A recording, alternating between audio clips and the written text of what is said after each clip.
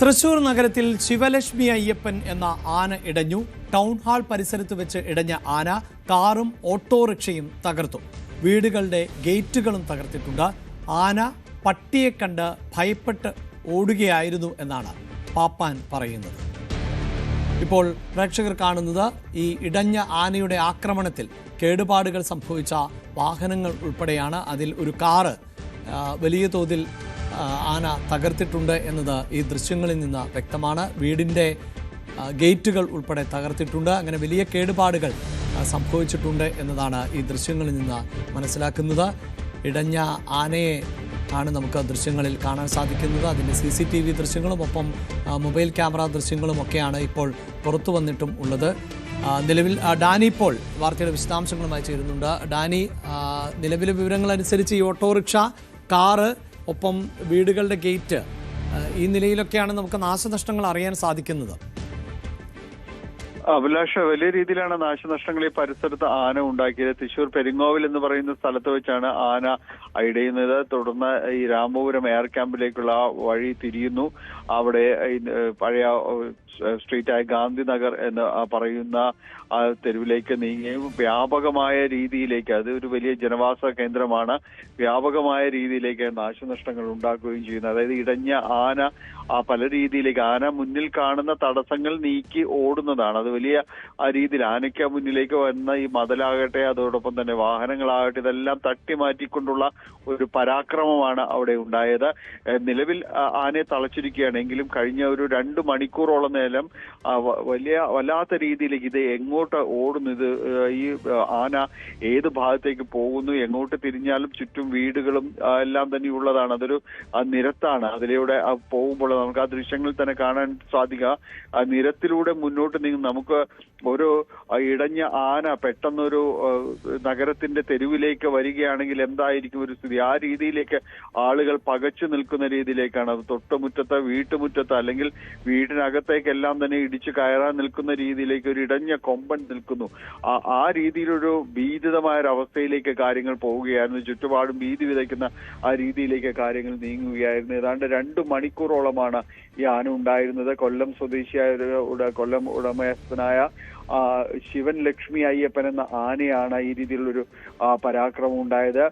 പാറമേക്കാവ് ഭഗവതി ക്ഷേത്രത്തിന് സമീപം വെച്ചായിരുന്നു ആന ഇടഞ്ഞത്. രാവിലെ ക്ഷേത്ര ദർശനം നടത്തി വരുമ്പോഴായിരുന്നു ഇത് വിരണ്ടത്. പിന്നീടുള്ള പരാക്രമത്തിലേക്കെല്ലാം തന്നെ നീടുന്നു. ഏതാണ്ട് 2 കിലോമീറ്ററോളം ദൂരമാണ് ഈ ഇടവഴിയിൽ, ഈ ഗാന്ധിനഗർ ആ ഒരു തെരുവിലൂടെ അത് പോകുന്ന സ്ട്രീറ്റിലൂടെ അത് പോകുന്നത്. ഇതിനിടയിൽ ആണ് ഒരു കാറ്, ഓട്ടോറിക്ഷ, ഇതെല്ലാം തന്നെ കുത്തിമറിച്ചിരുന്നു. ഒരു സ്ത്രീ, പരിസരവാസിയായ അനിത എന്ന് പറയുന്ന ഒരു സ്ത്രീ ആയിരുന്നു ഇത് കാറ് ഓടിച്ചിരുന്നത്. അവര് ഭാഗ്യം കൊണ്ട് മാത്രമാണ് അവർ രക്ഷപ്പെടുന്നത്.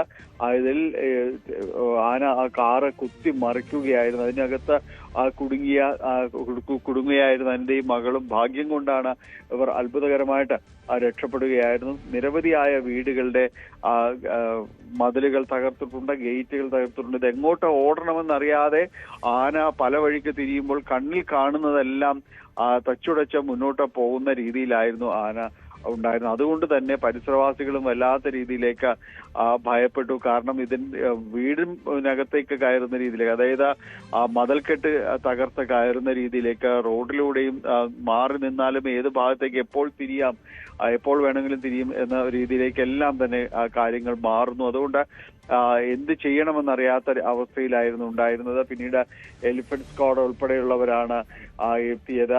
ആനയുടെ ഈ ഒരു നീളത്തിൽ ചങ്ങല, അത് വളരെ നീളത്തിൽ കിടക്കുകയായിരുന്നു. അത് ഒരു ഭാഗത്ത്, മതിലിന്റെ ഭാഗത്ത് ഉടക്കിയത് കൊണ്ട് കുറെ നേരം അവിടെ നിന്നു.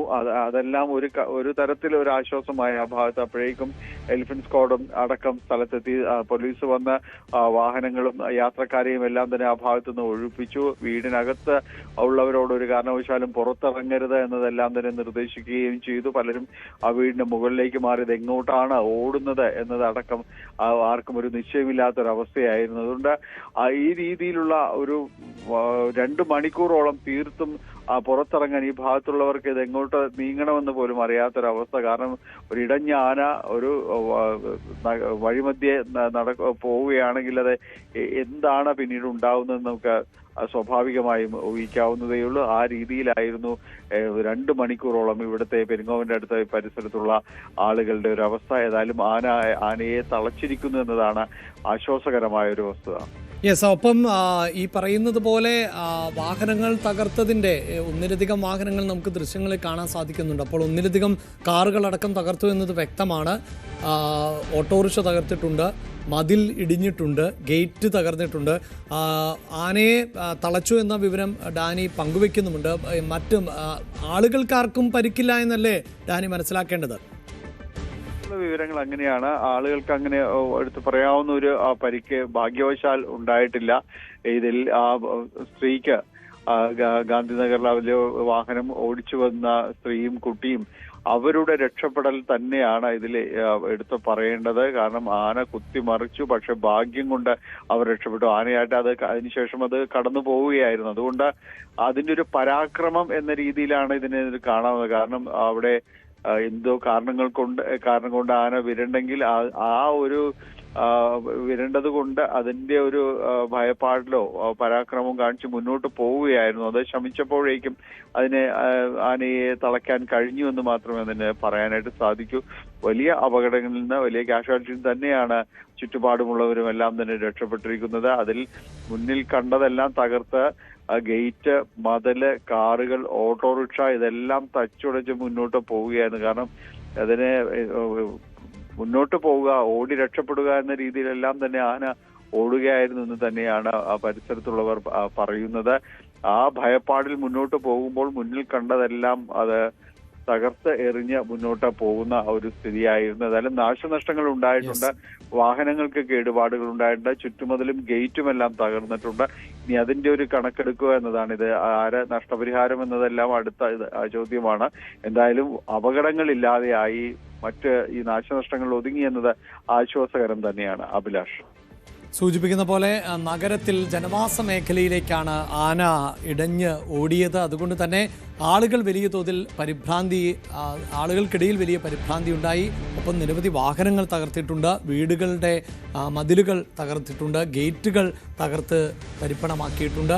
അപ്പോഴും ആശ്വാസകരമാകുന്നത് ഇതിൽ ആർക്കെങ്കിലും പരിക്കേറ്റിട്ടില്ല. ഒപ്പം ആനയെ തളയ്ക്കാനും സാധിച്ചിട്ടുണ്ട്. കൂടുതൽ വാർത്തകൾക്ക് news 18 Keralam YouTube channel subscribe ചെയ്യുക.